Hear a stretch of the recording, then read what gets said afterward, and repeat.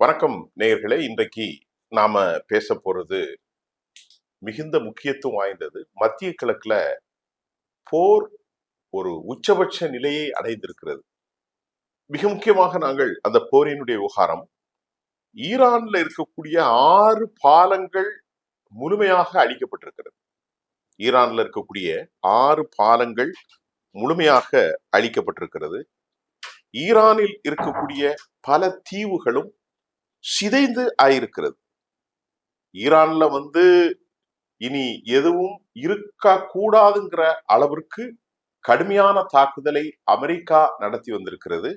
அதற்கு பழிவாங்குவதற்கு ஈரானும் அமெரிக்க நிலைகளை கடுமையாக தாக்கி வந்திருப்பதையும் நாம் பார்க்கக்கூடியதாக இருக்கிறது.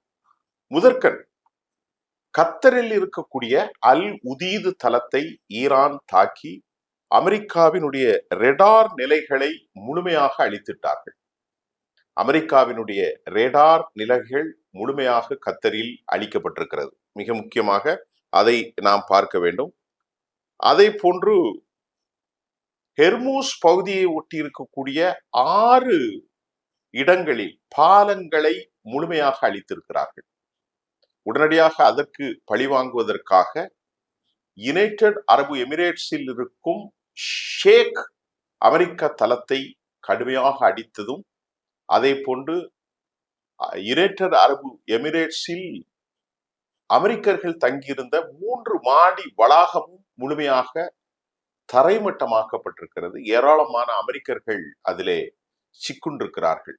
இப்போ உங்களுக்கு நான் பேசினது யுஏஇல என்ன மாதிரி அமெரிக்காவை எதிர்த்து அமெரிக்க தளங்களை யுனைடெட் அரபு எமிரேட்ஸில் தாக்கியிருக்கிறார்கள், பாயிண்ட் நம்பர் 1. அதே போன்று பாயிண்ட் நம்பர் 2 கத்தரில் அல் உதீது தளத்தில் ஏற்பட்டிருக்கக்கூடிய விவகாரம். வருங்காலத்தில் கத்தரை தாக்குவதற்கு மிக முக்கியமான ஃபோர்ட் எதெல்லாம் ரிட்டாலியேஷன் என்பதையும் அவர்கள் மிகுந்த கவனத்தில் கருத்தாக வைத்திருக்கிறார்கள். ஆக கத்தரும் இந்த அழிவை நோக்கி செல்ல போகிற ஒரு சூழல் காணப்படுகிறது. அதே நேரம் ஹெர்மூஸ் வளைகுடாவை தாண்டி 6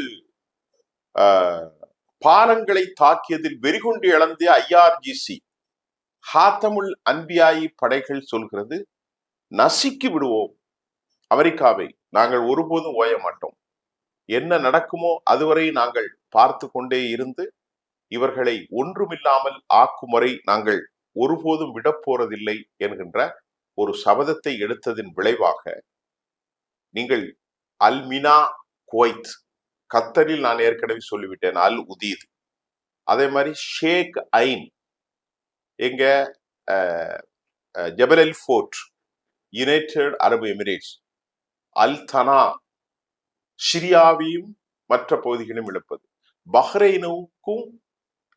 பஹ்ரைனுக்கும் சவுதி அரேபியாவும் இணைக்கக்கூடிய சாலை பாலங்கள் எல்லாவற்றையும் தாக்குதலை நடத்திவிட்டு எங்கள் நாட்டில் இருக்கக்கூடிய உள்கட்டமைப்புகளை நீங்கள் தாக்க ஆரம்பித்தால் உலகத்தில் இருக்கக்கூடிய உங்கள் நாட்டில் எல்லாவற்றையும் நாங்க தாக்க போறேன். ஏன்னா இப்ப அமெரிக்கா திருப்பி சொல்லுகிறது, பவர் ஸ்டேஷனை காலி பண்ண போகிறேன், நாட்டை இருட்டில் மூழ்கடிக்க போகிறேன் என்று சொல்லி இருக்கக்கூடிய நேரத்தில் அவர் சொன்னார், எங்கள் நாட்டில் இருப்பதை தாண்டி அனைத்தையும் நான் காலி செய்ய போகிறேன் என்று.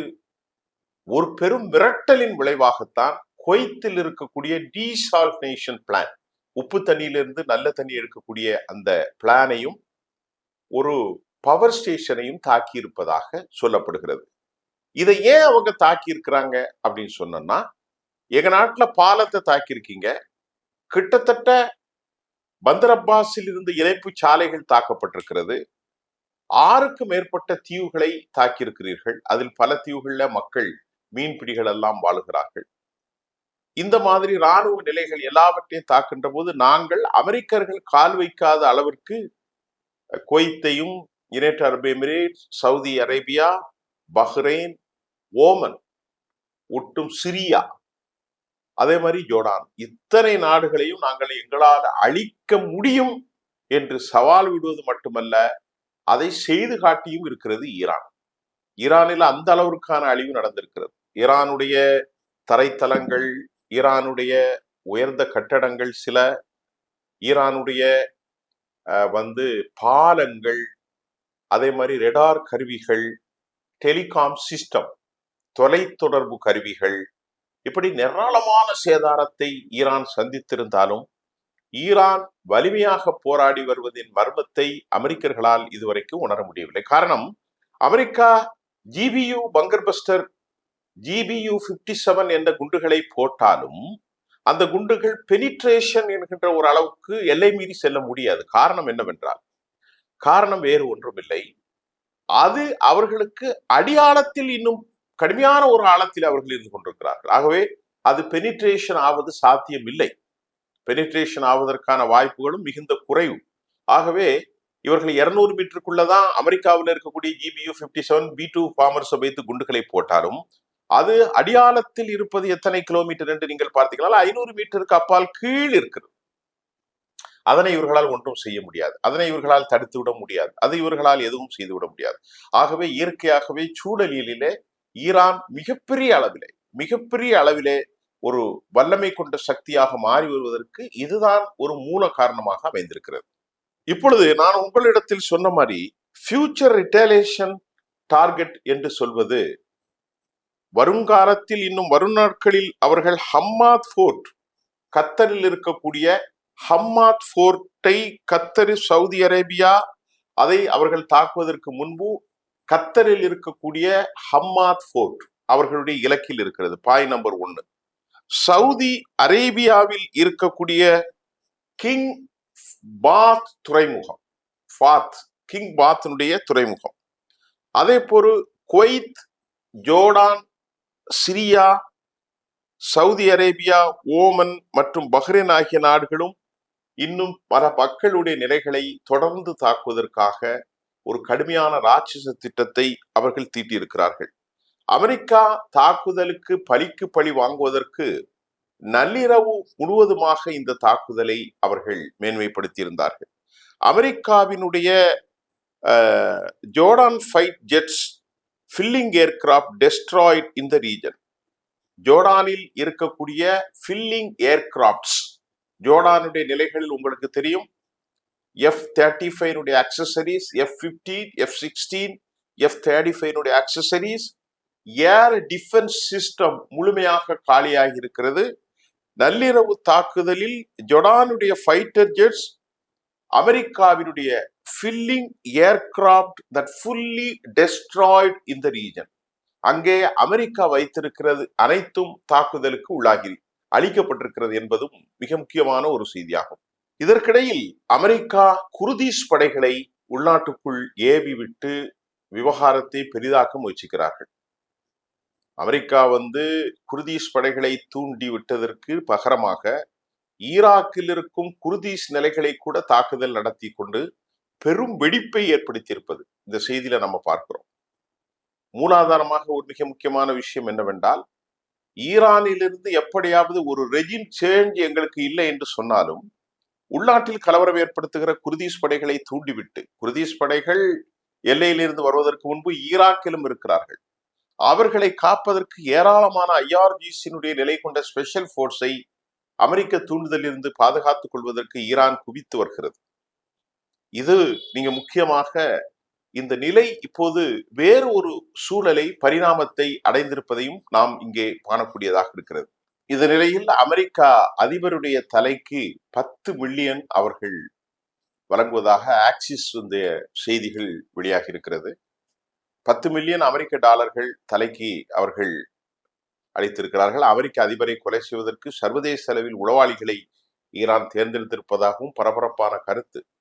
ஏற்கனவே நாம் சொன்னோம், ஈரான் வழங்கிய பல கொலை பட்டியலில் அமெரிக்க அதிபர் டொனால்ட் ட்ரம்ப், பெஞ்சமின் நெத்தானியாகு, இஸ்ரேலுடைய இராணுவ தலைவர் இஸ்ரேல் கர்ட்ஸ், கிடியன் சார் இஸ்ரேலுடைய வெளிவிவகாரத்துறை அமைச்சர், இஸ்ரேலுக்கான அமெரிக்க தூதர் மைக் ஹுகுபி, இவர்களை தவிர அமெரிக்க அதிபரை தவிர்த்து மார்க்கோ ரூபியோ வெளிவிவகாரத்துறை அமைச்சர், Pete Hegseth defence secretary, Israel Zamir இஸ்ரேலுடைய IDF தலைவர், பிரான்சுடைய தலைவர் இம்மானுவேல் மாக்ரான், ஜெர்மனுடைய தலைவர் மெலோனி இத்தாலி, அதே போன்று முன்னாள் பிரதமர் கியாமர், இப்படி பெரிய லிஸ்ட்ல 13 பேரை, உலக தலைவர்களை கொலை செய்வதற்கு அவர்கள் ஒரு திட்டம் தீட்டியிருக்கிறார்கள். டொனால்ட் ட்ரம்பினுடைய நெருங்கிய நண்பரும் இஸ்ரேலுடைய ஆதரவாளருமாகிய லின்சே கிரகம் உடைய மரணம் மர்ம மரணம், அதை குறிக்கும் விதமாக தெஹ்ரானில் வைக்கப்பட்ட பேனரில் வாட் நெக்ஸ்ட் என்ற கேள்வியை அவர்கள் போட்டிருக்கிறார்கள். டிடி என்றும் போட்டிருக்கிறார்கள். அதாவது அடுத்து யார் என்றால், முதலில் ஒன்றை நாங்கள் காலி செய்து விட்டோம் என்ற அடிப்படையில் அந்த செய்தி இருக்கலாமோ என்று எண்ணுவதற்கு நிலைமை மோசமாக இருக்கிறது. இதற்கிடையிலே ஹவுதிகள் திருப்பி தாக்குவதற்கு முழுமையாக ரெடியாகி வருகிறார்கள். ஹவுதிகள் என்னன்னா, இஸ்ரேலுடைய ஆதரவில், ஈரானுடைய ஆதரவில் இருக்கக்கூடிய மிக முக்கியமானவர்கள் ஹவுதிகள், ஹிஸ்புல்லாக்கள், ஈராக்கிலே ஏராளமான ஹத்தாபி ஹிஸ்புல்லாக்கள், ஆக்சிஸ், இவர்கள் அனைத்தும் ஈரானுடைய பிராக்சிகள். ஈரான் தலைமை என்ன சொல்கிறதோ அதை உடனடியாக செயல்படுத்தக்கூடிய ஒரு நிலையில் உள்ளவர்கள். அன்சருல்லா என்று அழைக்கப்படும் இந்த ஏமனில் இருக்கக்கூடிய ஹவுதிகள் அடுத்து ரெட்சியை முடக்கப் போகிறார்கள். ரெட்சியை முடக்கிவிட்டால் உலக பொருளாதாரத்தில் 35 விழுக்காடு காலி என்கின்ற ஒரு சிக்கலான சூழல் காணப்படுகிறது. ஆகவே ரெட்சியை அவர்கள் முடக்கிவிடக்கூடிய அபாயத்தில் காணப்படுகிறது. இந்த நிலையில் என்ன நடக்கிறது என்பதை நாம் இன்றும் எதிர்பார்த்து கொண்டிருக்கிறோம், யூகித்து கொண்டிருக்கிறோம். ஆக உலக பொருளாதாரத்தில் 35 விழுக்காடு பாபல் மந்தப் ரெட்சியை முடக்கிவிட்டால், ஹெர்மூஸ் வளைகுடாவை முடக்கிவிட்டால், இப்ப இந்த போரினுடைய அடுத்த நிலைகளை நாம் பார்க்கிற போது இது ஒரு சர்வதேச போராக மாறுவதற்கான வாய்ப்பு அதிகமா இருக்கு. ஏன் அப்படின்னு சொல்றேன்னு கேட்டா, அமெரிக்கா இன்றைக்கு பாலங்களை தாக்கியிருந்தார்.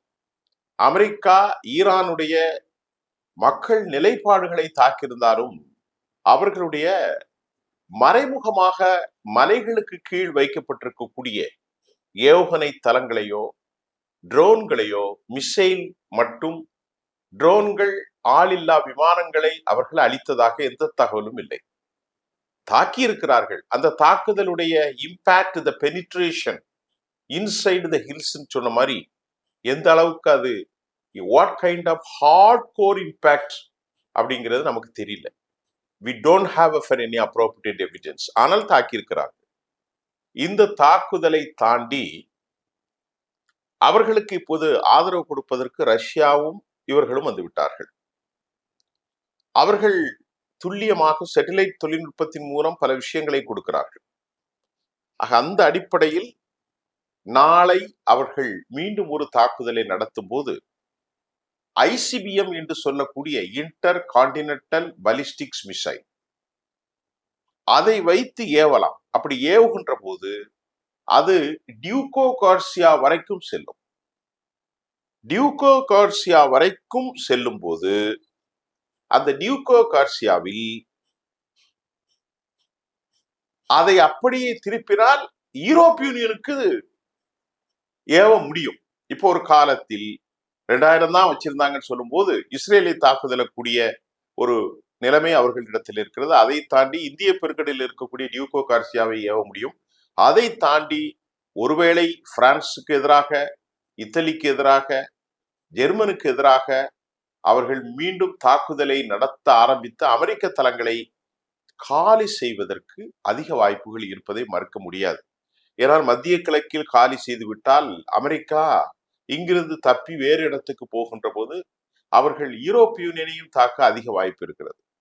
யூரோப்பிய யூனியனை தாக்குவதற்கு எப்படி வாய்ப்பு உண்டு என்னால், உக்ரைன் அவர்களுக்கு பெரிய பரம எதிரி ஜெலன்ஸ்கியை பொறுத்தவரை ரஷ்யாவுக்கு. அப்போ எதிரிக்கு எதிரி நண்பன் என்பதை போன்று அமெரிக்காவுக்கு எதிரியாக இருக்கும் சீனா, வடகொரியா, ஈரான், ரஷ்யா, இந்த கூட்டணிகள் யூரோப்பிய யூனியன்களை கலங்கடித்து அமெரிக்காவுடைய ராஜ்யத்தை இல்லாமல் ஆக்கி அவர்களுக்குள் ஒரு பெரிய நட்புறவு பிளவை ஏற்படுத்துவதற்கும் சர்வதேச சதி இருக்கலாம். ஏனால் ஈரான் இதற்கு பழிவாங்காமல் விட மாட்டார்கள். காரணம், ஈரான் திரும்ப திரும்ப சொல்வது ஹெர்மூஸ் எங்களுக்குரியது, அதை நாங்கள் காலி செய்ய மாட்டோம், நீ முதலில் இங்கிருந்து காலி செய்து விடு. நான் சொன்ன மாதிரி கத்தரில் அல் உதீத் தளம், அதே போன்று கத்தரில் இருக்கக்கூடிய காலி செய்ததற்கு துறைமுக நகரம், சிரியாவை, சவுதி அரேபியாவை, குவைத், பஹ்ரைன் எல்லா இடங்களிலும், ஜோர்டான் முழுவதுமாக காலி செய்யப்பட்டிருக்கிறது. கண்ணுக்கெட்டிய எல்லை தூரம் வரைக்கும் இதற்கு ஒரு சமாதான தீர்வுகள் ஏற்படுவதற்கான வாய்ப்புகள் அதிகமில்லை. போர்க்கள சூழல் உலகத்தை ஆபத்தில் ஆழ்த்தியிருக்கிறது. ஹெர்முஸை தாண்டி இப்போது பாபல் மந்த பகுதிகளை தாக்க ஆரம்பித்தால் செங்கடலில் ட்ரேடு வர்த்தகம் உலகின் 35% பெரும் தட்டுப்பாடாக ஏறிவிடும். இன்னும் ஒரு சொட்டு கூட போகக்கூடாது என்று வைத்திருக்கிறார்கள். அமெரிக்க கப்பல்கள் போக முடியவில்லை. போனால் ஈரான் தாக்கிவிடும். ஏன்னால் ஈரான் அந்த அளவுக்கு கொலைவெறியில் இருக்கிறார்கள். ஆக இது உலகத்திற்கு பெரும் சிக்கலை ஏற்படுத்தக்கூடிய நிலையாக இருக்கிறது. தற்போதுதான் இதுதான் செய்தி. மீண்டும் அடுத்த செய்தியில் நான் உங்களை சந்திக்கின்றேன். நன்றி.